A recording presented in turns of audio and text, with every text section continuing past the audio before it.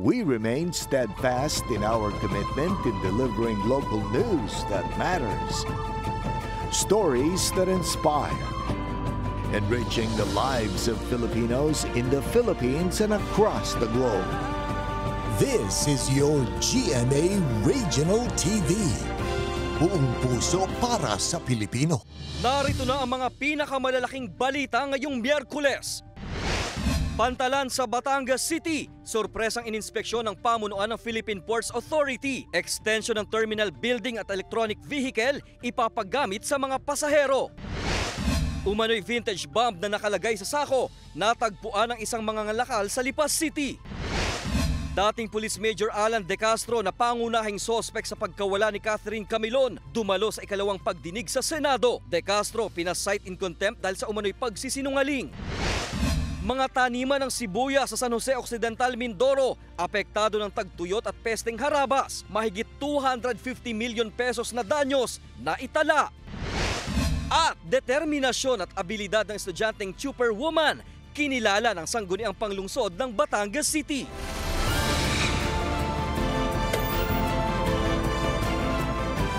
Ito ang GMA Regional TV, Balitang Southern Tagalog. Magandang hapon mga kapuso, narito na ang Balitang Southern Tagalog. Hatid namin ang mga pinakamalaki at pinakahuling balita sa Timog Katagalugan. Live mula rito sa GMA Batangas Station, ako po si Ace Medrano. Sorpresang ininspeksyon ng pamunuan ng Philippine Ports Authority ang pantalan sa Batangas City. Para sa detalye, makakasama natin live si Paul Hernandez. Paul?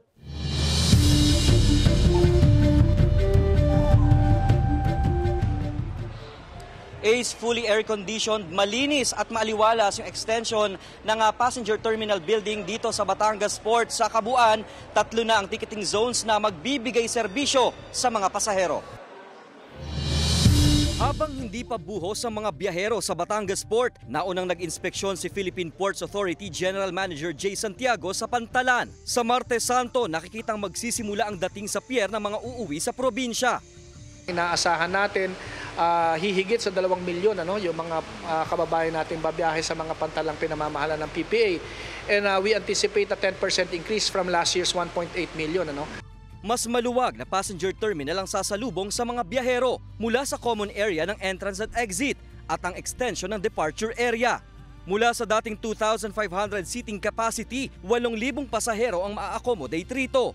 Fully air-conditioned, maaliwalas at malinis. 3 ticketing zones na ang magseserbisyo sa mga pasahero.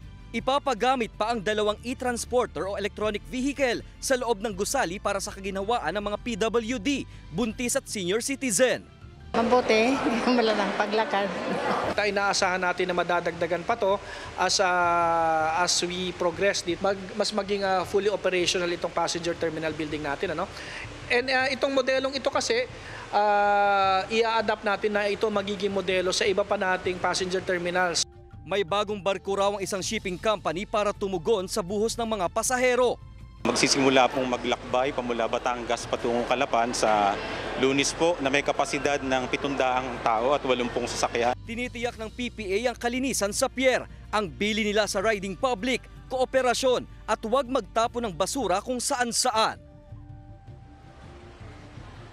Ace, para naman sa mga shipping lines, may dagdag na ticketing windows para sa kanila daan para mabilis na ma-entertain yung mga magtatawid dagat. Ace. Maraming salamat Paul Hernandez. Dumalo si dating Police Major Alan De Castro sa ikalawang pagdinig ng Senado hinggil sa pagkawala ng guro at beauty pageant contestant na si Catherine Camilon. Naroon din ang kanyang driver bodyguard na isa rin sa mga sospek na si Jeffrey Magpantay, maging ang pamilya Camilon. Inusisa ni Senator Ronald De La Rosa ang ugnayan ni De Castro at Camilon, pero tahasang itinanggi ni De Castro na may relasyon sila. Bagay na hindi pinaniwalaan ng Senado kaya nagmosyon si Senator Robin Padilla na ipasight for contempt ito. Itinanggi naman ni Magpantay na siya ang tinutukoy ng mga saksi na umano'y nagmamando sa naglilipat ng dugong katawan ng isang babae. Sinabi naman ni Senator Robin Padilla kay Magpantay na handang makinig sa kanya ang mga miyembro ng komite kung siya ay gustong makipag-usap sa kanila tungkol sa kanyang nalalaman sa kaso. Wala kaming relasyon, sir. O wala daw silang relasyon. Nagsisinungaling siya, sir. Paano ka nakasuhan kung wala kang relasyon? Yun ang allegation nila, sir. Ako daw po yung boyfriend. At ako daw yung nagregalo ng sasakyan. Ginoong Tagapangulo, iminumungkahi ko po sa ating komite na ma-cite in contempt si Ginoong De Castro. I so move, Mr. For lying. Chairman. Opo. Or lying before this committee. There's a motion to cite in contempt Police Major Alan De Castro for lying. Usa, you take physical custody of this Major De Castro.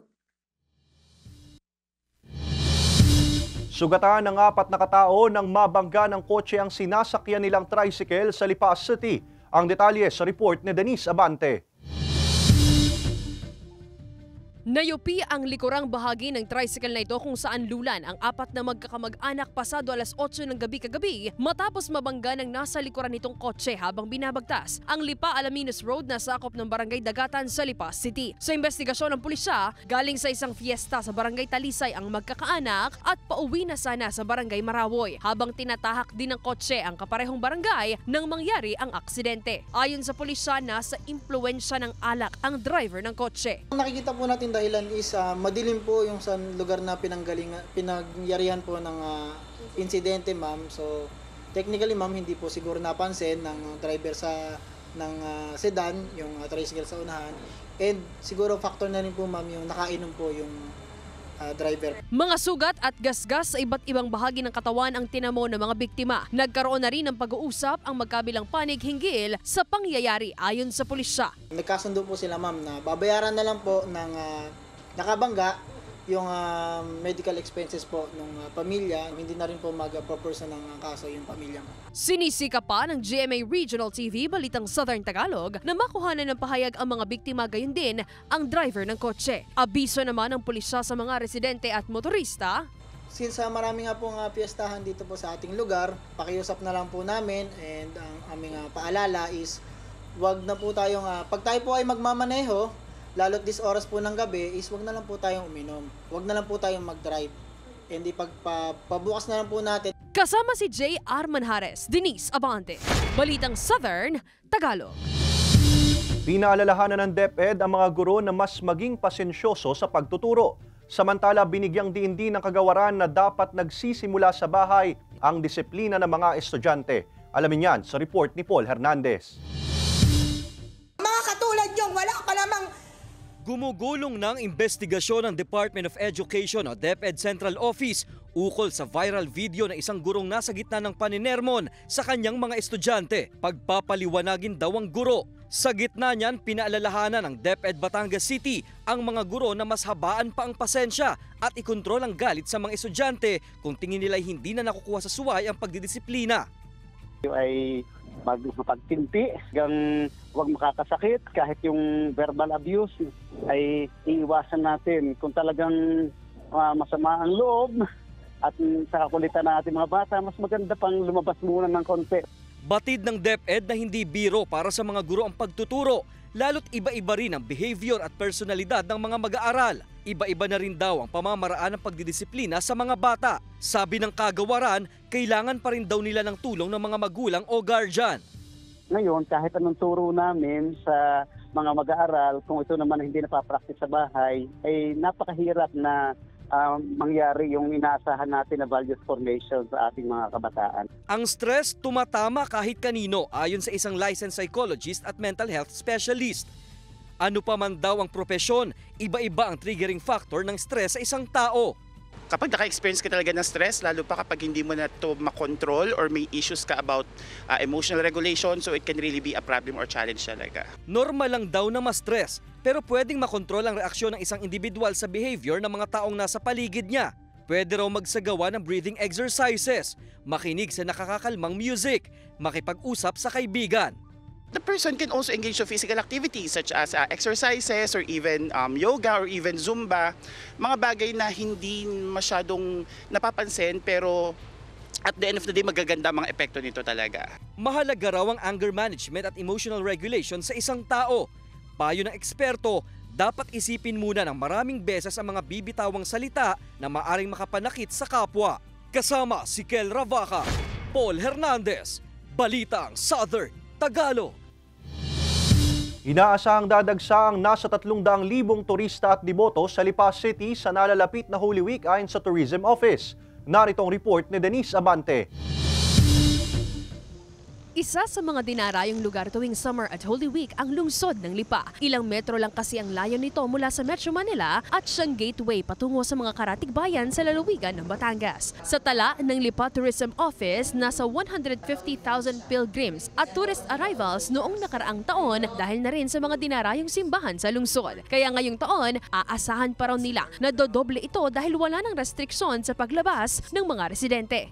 We're expecting around dodoble, around 300 pilgrims or mga devotees na dadayo po dito sa ating lungsod ng Lipa. Kasi given, ang lungsod ng Lipa po ay kompleto na po ang inyong 14 station. Kasi mayroon tayong 14 churches mismo dito lamang sa lungsod ng Lipa. Isa ang San Sebastian Cathedral sa Barangay Poblacion na pinupuntahan ng mga deboto. Sa inihandang Visita Iglesia Guide ng Lipa City Tourism, maaaring magsimula ang mga deboto sa St. Benedict Monastery Chapel para sa Last Supper. Matatagpuan ito sa Barangay Banay-Banay, Lipa City. Kung susundin ng guide, magtatapos ang Visita Iglesia sa isa sa pinakamalaking simbahan sa lungsod, ang Metropolitan Cathedral of St. Sebastian sa Barangay Poblacion. Payo ng otoridad sa mga bibisita sa lungsod. So I advise po sa ating mga pilgrims na pupunta sa Visita Iglesia to bring only one vehicle na lang kung kayo ay pamilya dadayo dito sa lungsod ng Lipa. Likewise, syempre yung precaution natin dahil napakainit ngayon. So dapat magdala tayo ng syempre yung sombrero kung maaari, payong, at likewise tubig, at what natin kalimutan, syempre yung rosary at saka yung prayers. Nakikipag-ugnayan na rin daw ang Lipa City Tourism Office sa Public Order and Safety Officer para sa mga karagdagang traffic enforcers na aalalay sa pagdagsa ng mga deboto at motorista. Kasama si J. R. Manjares, Denise Abante, Balitang Southern Tagalog. Mga kapuso, bukas araw ng Huwebes, March 21, mawawala ng supply ng kuryente ang ilang barangay sa lungsod ng Tanawan, bayan ng Mataas na Kahoy, Agoncillo at Lemery, Batangas.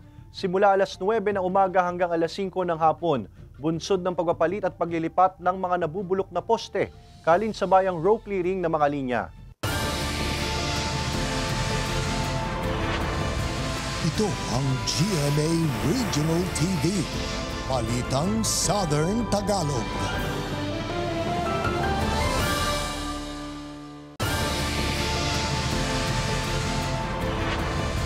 Ito ang GMA Regional TV. Balitang Southern Tagalog. Natagpuan ng isang residente ang umano'y vintage bomb na nakalagay sa sako sa Barangay Balintawak sa Lipa City. Tutukan yan sa report ni Denise Abante. Sa isang bahagi raw ng niyugang ito na sakop ng Purok 4 Sitio Pugon ng Barangay Balintawak sa Lipa City, natagpuan ng isang residente ang isang vintage bomb. Pasado alas 6 kagabi nang bisitahin nito ang binabantayang niyugan. Nakita niyo po ito, yung vintage bomb na nakalagay po sa isang sako, ma'am. Ito po ay dinala po niya sa barangay hall. May kakilala po siyang barangay official dun sa kabilang barangay. And since it's a vintage bomb po, ma'am, so parang yung kanya pong isipin, nagulo na. Ang natawagin niya po is yung kakilala niya po, since sa barangay official po. Then dinala po siya sa Barangay Marawi po. Agad naman umanong itinawag sa pulisyan ng mga opisyal ng Barangay Marawi ang natagpuang bomba para sa tamang disposisyon nito. Ayon naman sa pamunuan ng Barangay Balintawak, hindi na raw ito ang unang beses na may makitang vintage bomb sa kanilang lugar. Mga 10 na po ito, simula nung mga 17 years na. Ang dapat pong gawin ay i-report po sa amin at kami po ang magre-report sa dapat na sa kinaukulan para wag po nilang dalahin sa bahay at wag nilang dala-dalahin dahil dito po ay nasabog. Kasama ang pamunuan ng barangay, pinuntahan ng news team ang naturang lugar kung saan nakatira ang residenteng nakakita sa bomba, ngunit wala raw ito ayon sa mga kaanak. Sa ngayon, nasa kustodiya na ng Batangas Provincial Explosive and K9 Unit ang naturang bomba na tumitimbang ng humigit kumulang 30 kilo. Posible rin umano na mula pa ito sa mga naiwang bakas noong World War I o World War II. Abiso ng otoridad sa mga residente. Ang pangunahing bagay na dapat gawin ay huwag galawin kung ano may mga bagay na wala silang kakayahan. Kasama si J.R. Manjares, Denise Abante, Balitang Southern, Tagalog. Nasunog ang ilang classroom sa isang paaralan sa Nauhan Oriental, Mindoro. Ang sanhi ng sunog patuloy pang inaalam ng otoridad. Nakatutok si Hazel Alviar. Pasado alas 4 ng hapon kahapon nang magsimulang sumiklab ang apoy sa isang lumang gusali sa Inarawan National High School sa Barangay Inarawan, Nauhan Oriental, Mindoro. Ayon sa BFP Nauhan, 5 classrooms na ginagamit na lang bilang stockroom ang tinupok ng apoy. Reported na po siya for condemnation, madam. Utilize na lang siya as storage area ng mga waste materials nila for disposal. Bago ang insidente, ilang beses umanong nawala at bumalik ang supply ng kuryente sa lugar hanggang sa makarinig ng putok ang ilang estudyante at kasunod nito ay ang pagsiklab na ng apoy. Umabot sa first alarm ang sunog. Hindi raw agad nakarating ang BFP Nauhan dahil sa layo ng lugar, pero agad naman daw tumulong sa pagresponde ang Kalapan BFP na malapit lang sa lugar. Walang naitalang nasaktan o nasugatan sa insidente. Hindi naman po nahirapan masyado, madam, kasi distance traveled lang talaga po.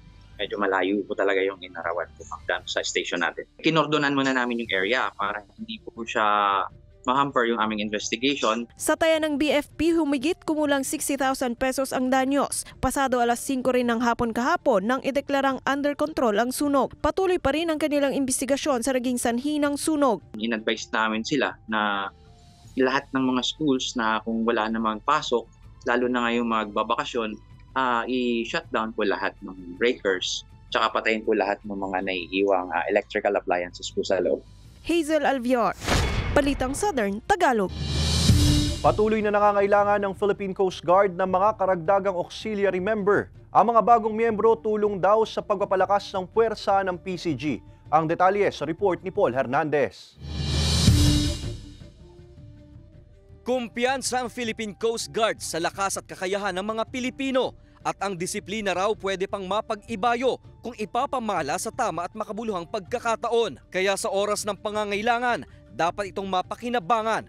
Bukas ang PCG sa pagtanggap ng mga auxiliary o karagdagang puwersa para makatugon sa seaborne patrol and operations. Ayon sa PCG Southern Tagalog, malaki ang pangangailangan nila sa mga bagong miyembro.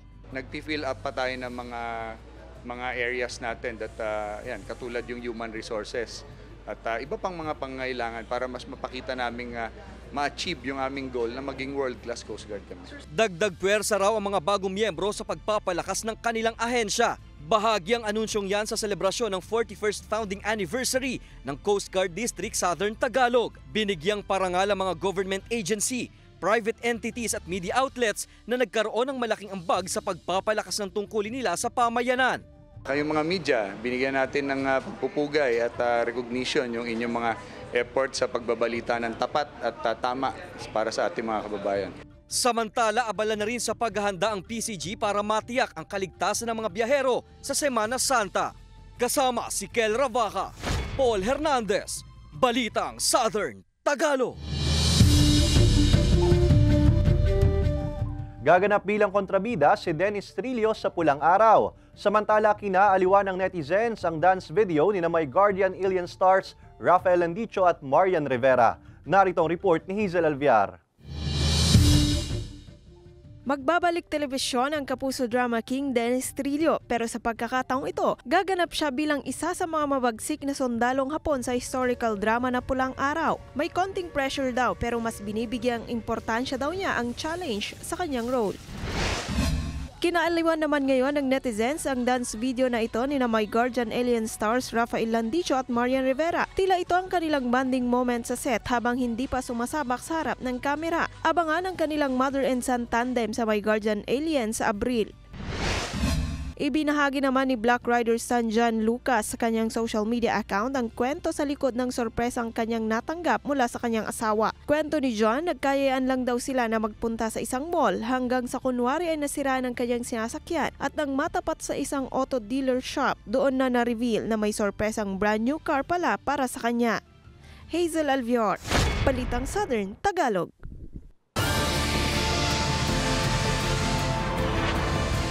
Ito ang GMA Regional TV, Balitang Southern Tagalog.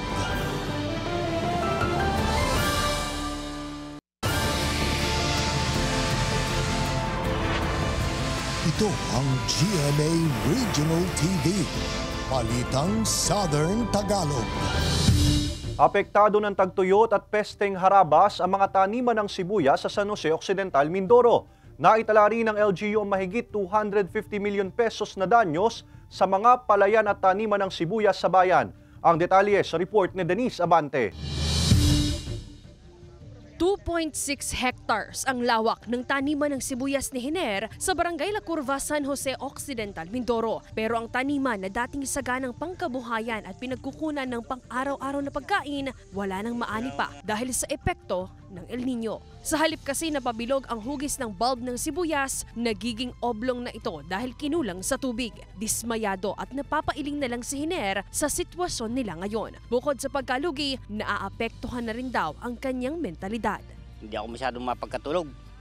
At naalala ko yung aking mga ginastos din sa aking pananim. Pangalawa, hindi ko alam kung saan ikukuha ng tubig. At napakahirap talaga. Ang hindi ko alam kung saan ako hahanap ko yan ibabayad sa aking mga inutang na puhunan. Dito sa San Jose Occidental, Mindoro, bukod sa kakulangan ng tubig para sa kanilang mga taniman ng sibuyas, apektado na rin sila sa pagdating ng mga harabas na siyang peste na sumisira sa kanilang mga pananim. Nakapag-deklara na po kami state of calamity, so meron po kaming quick response fund, no? Na 2.5 million. So napag-usapan po namin yung 2.5 million ay ibabahagi po namin sa mga irrigators na pwede pa pong makakuha ng tubig para maisalba yung kanilang mga lupain. Ayon sa San Jose LGU, aabot na sa 197 million pesos ang danyo sa taniman ng sibuyas at 51 million pesos naman sa palayan na may kabuuang 251 million pesos. Ang mga sibuyas na itinanim ni Hiner dapat sana'y aanihin na ngayong buwan kung hindi lang inabot ng tagtuyot at harabas kaya malaki ang kanyang panghihinayang. Wala na raw siyang magawa kundi tibayan na lang ang loob kasama ang mga mahal sa buhay. Unang-una, tumatawag na lang kami sa Panginoon at tinitibayan nilang idibdib.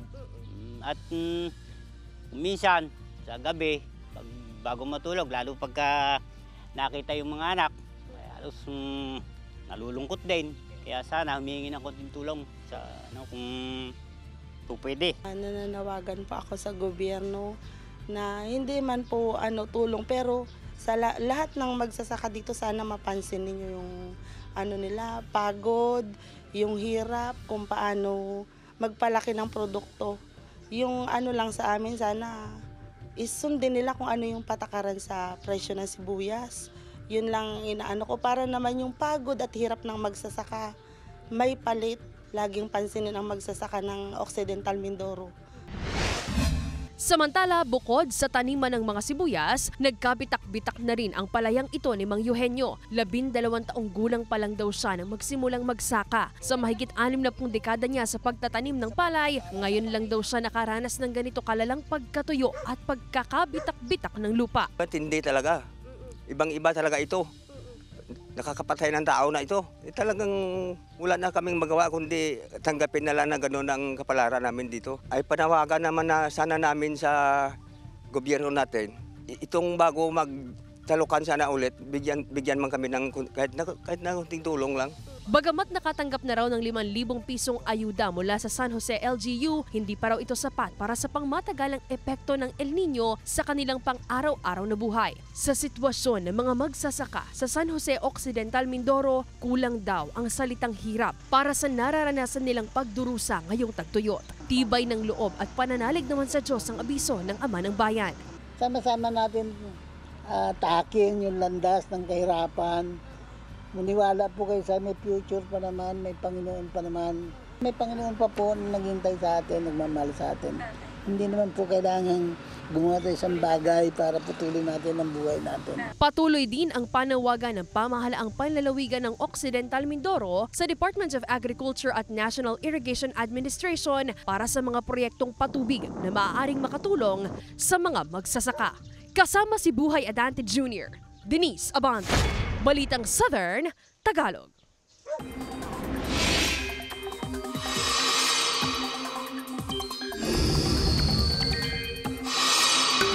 Mga kapuso, bahagyang lumakas ulit ang hanging amihan kasabay ng patuloy na pag-iral ng easterlies.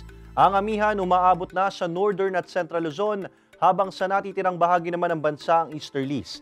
Base sa datos ng Metro Weather, may tsansa ng ulan sa Quezon at Mindoro provinces at ilang bahagi ng Palawan. Dapat ding maghanda ang iba pang bahagi ng bansa sa tsansa ng ulan sa hapon o gabi. Magiging maalo naman at delikadong pumalaot ang maliliit na sasakyang pandagat sa ilang baybayin ng Northern Luzon. Mga kapuso, bukas, araw ng Huwebes, March 21, mawawala ng supply ng kuryente ang ilang barangay sa bayan ng San Nicolas, Santa Teresita, Taal at Lemery, Batangas sa pagitan ng alas 9 ng umaga hanggang alas 11 ng umaga, bunsod ng pagsasagawa ng preventive maintenance at load transfer. Kinilala ng Sangguniang Panlungsod ng Batangas ang determinasyon at abilidad ng estudyanteng Superwoman. Tunghayan yan sa report ni Paul Hernandez. Unang naitampok sa GMA Regional TV Balitang Southern Tagalog ang pasada ng buhay ng 21 anyos na si Hana ng Batangas City. Hindi niya raw akalain na magbubukas ito ng oportunidad para maibahagi pa sa marami ang kanyang kwento. Kabi-kabilang imbitasyon sa magkakaibang media outlets ang natatanggap daw niya. Marami pong nagsasabi at nagme-message po sa akin na proud sila, na natutuwa sila sa ginagawa ko. And for me po, isa pong malaking karangalan din po sa kanya na ma-recognize po na ganun. Ang BS Custom student na Superwoman, tila sinusundan daw ng spotlight. Kilala saan man daw siya magpunta. Na kinikilala din po ng mga kapwa ko estudyante sa school, ultimong mga driver po, yung ganun po. Binigyang pagkilala si Hana ng Sangguniang Panlungsod dahil sa determinasyon at pagpupursige niyang mapagsabay ang pamamasada at pag-aaral. Ang pagmamaniobra ng sasakyan, plano niya raw dalhin sa himpapawid. Pangarap din daw niya kasing maging piloto balang araw. Dito po ako nakilala, dito ko po ngayon po kinukuha yung mga pangangailangan ko. At kung ano man pong marating ko sa buhay, yun po ay dahil po sa pamamasada ko at sa mga sideline ko po. Sa ngayon, aarangkada pa rin daw siya sa kalsada at patuloy na magsisilbing inspirasyon sa marami. Kasama si Kel Ravaca, Paul Hernandez, Balitang Southern Tagalog. Samantala, mapapanood niyo po ang episode na ito at iba pa ang pinakahuling lokal na balita sa official website ng GMA Regional TV, www.gmaregionaltv.com. Pwede rin kayong bumisita sa aming official YouTube channel, GMA Regional TV, at i-click ang subscribe button para sa pinakamainit na balita mula sa rehiyon. Dahil sa GMA Regional TV, local news matters. At yan ang mga pinakamalaki at pinakahuling balita sa Timog Katagalugan. Maraming salamat sa pagsama sa amin, pati na mga kapuso sa ibang bansa na tumutok sa mga balita sa rehiyon. Kami, ang GMA Regional TV Balitang Southern Tagalog, buong puwersa para sa mas malaking misyon at mas malawak na paglilingkod sa bayan.